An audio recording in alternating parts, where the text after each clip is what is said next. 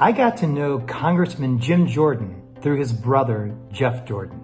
I'd like to spend a few moments talking about Jeff before moving on to Jim.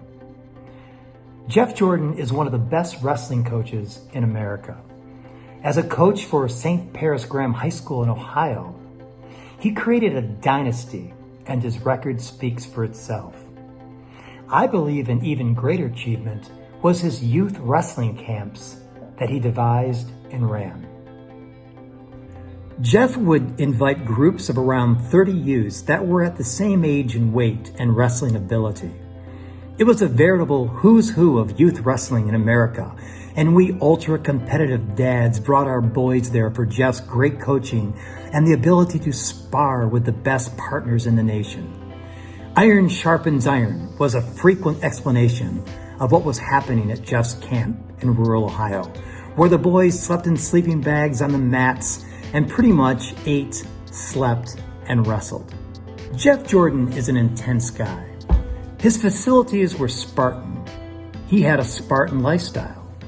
Although his camps were profitable, he did not live extravagantly.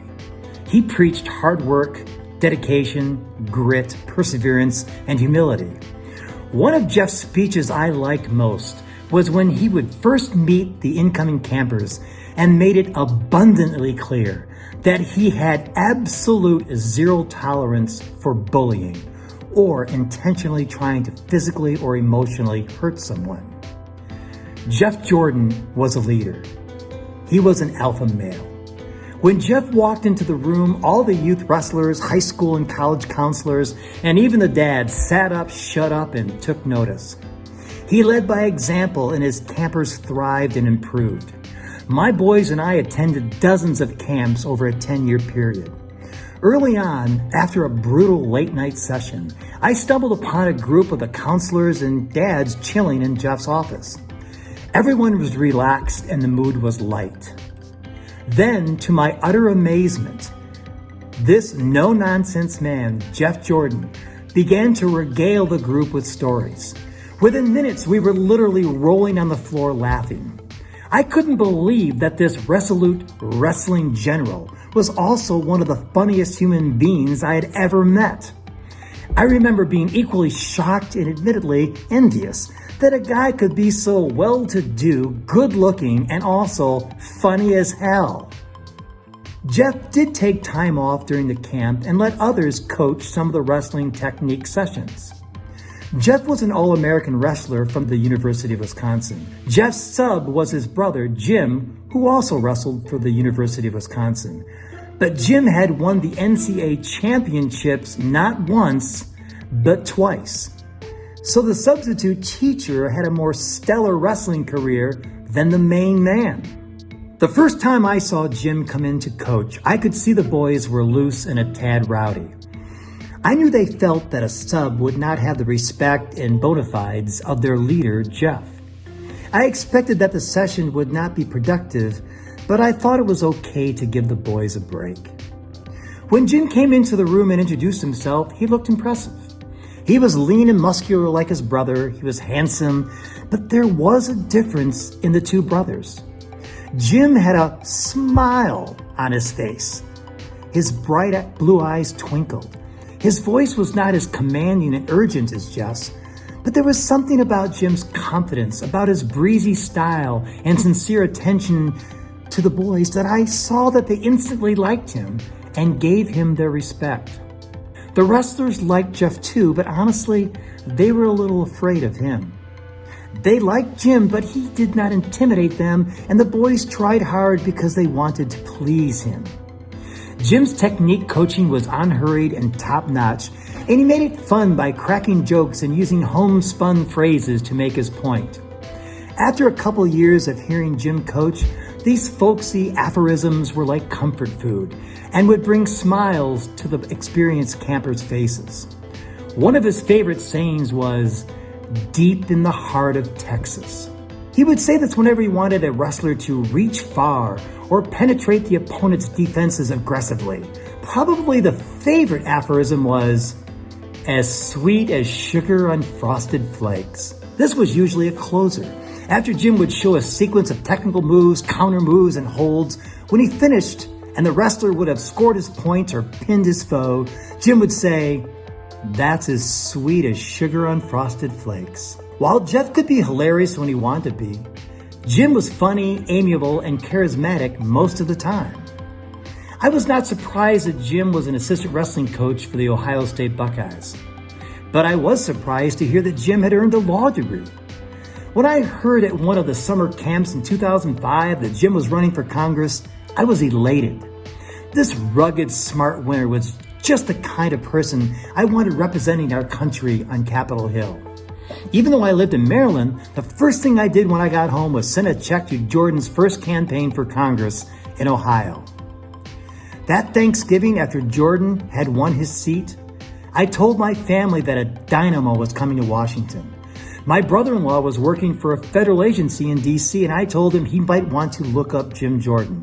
I clearly remember saying at the Thanksgiving table, "Jim Jordan is an amazing man. He is smart, tough as nails, and has integrity." Looking at my brother-in-law, I said, "If you hitch onto his coattails now, I promise you, you will be in one heck of a ride." I have no doubt that this man will rise in Congress. He is going places. It's inevitable. I was right. Jim became one of the founders of the Freedom Caucus and is one of the most visible and powerful Republicans on the Hill. I haven't talked to Jim Jordan in 16 years. I have followed his political career for 16 years. And my two salient emotions are overwhelming astonishment and disappointment. What happened to the man I used to know? What happened to the man who could joke, smile, show patience and compassion? What happened to those twinkling blue eyes that could disarm a tired boy and make him smile and work a little bit harder? One of Jeff Jordan's biggest cardinal rules at camp was no bullying. Jim Jordan is the biggest bully on Capitol Hill. When Russians attack our election, Jim bullies the FBI for daring to investigate. When Russian hackers bring down an indispensable gas pipeline, Jim doesn't rail against the Russians. He complains that Biden has raised our gas prices. Jim's social media posts are a joke. They sound like a middle school Mean Girls script. He makes snide remarks, always criticizing, carping, and bullying. Criticism has its place. But what about the alternative? In other words, what's your positive alternative plan? What's your solution? It's so easy and lazy to be critical, to act like everyone is dumb but you. So where are your solutions, Jim Jordan? What's your infrastructure plan? What's your pandemic plan? What is your policy towards Russia, China, North Korea, and Iran? What's in your wallet? Jim, aren't you tired of whining, clutching your pearls, and despairing about what Democrats are doing? Then take a stand. Tell us in real terms, not lame cliches, what your vision of America is. It appears that you, McCarthy, and McConnell see yourselves as a school crossing guard standing at the crossroads of democracy. Your only job is to raise your oversized red stop sign at the incoming proposals and yell, "Stop! $15 minimum wage? Stop! Health care that accepts pre-existing conditions? Stop! Oh no, a liberal mob that wants to make elections free, fair, and more accessible to the entire population of American citizens? Stop! Oh, look over there. Incoming progressives who want to address climate change. Stop! Oh, snap! Looky over there. Socialists wanting to make super wealthy individuals and corporations pay their fair share of taxes. Stop! So let's say your stop signs work, Jim. You've obstructed all those proposals. Now what? The floor is yours. What are you going to do? Tell us your vision. Tell us how you are going to achieve your vision. It's hard to lead, isn't it, Jim? To actually have to work at solving problems and negotiating the best outcomes for everyone, It's so much easier to criticize and bully.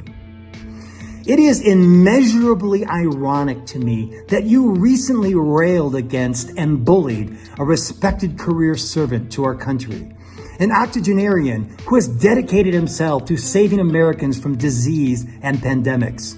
You unmercilessly bullied Dr. Fauci, but 20 odd years ago, when another doctor abused the wrestlers that you coached at the Ohio State University, you didn't say a thing. Not a peep.